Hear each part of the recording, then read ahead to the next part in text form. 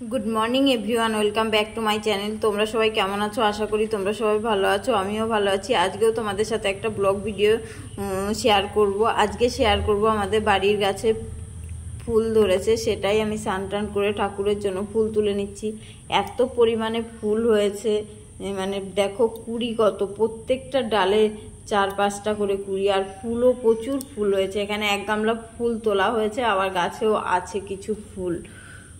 দেখো এখানে ফুল তুলে আমি পুজো করব, কিন্তু দুঃখের কথা এটাই, মানুষ সকালে আসে, একদিন দেখছি যেদিন ফুল তুলেছি তার পরের দিন একটা ডাল, বড় ডাল, একদম মাছ থেকে বড় ডালটা ভেঙে নিয়ে চলে গেছে।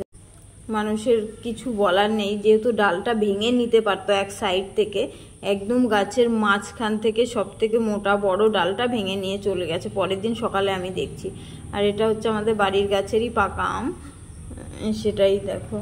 আর মেয়েকে একটা জামা দিয়েছিল দাদু বাড়ি থেকে, সেটাই দেখালাম।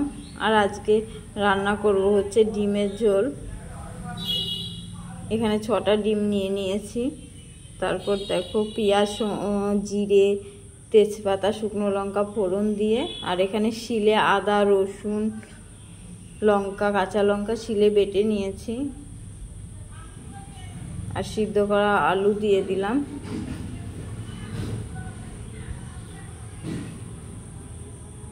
এখানে ভাত হচ্ছে এক সাইডে, এক এক করে আমি ডিমগুলো দিয়ে দেবো ঝোলের মধ্যে। এখানে 6টা ডিম রান্না করা হয়েছে, আমার আর আমার মেয়ের জন্য 3টে ডিম, আর ওর ঠাকুমার জন্য, ওর দাদুর জন্য, আর ওর এক দাদার জন্য 3টে। দেখো ডিমের ঝোল হয়ে গেছে, এখানে ভাতও হয়ে গেছে। আজকে এইটুকুই তোমাদের সাথে শেয়ার করলাম।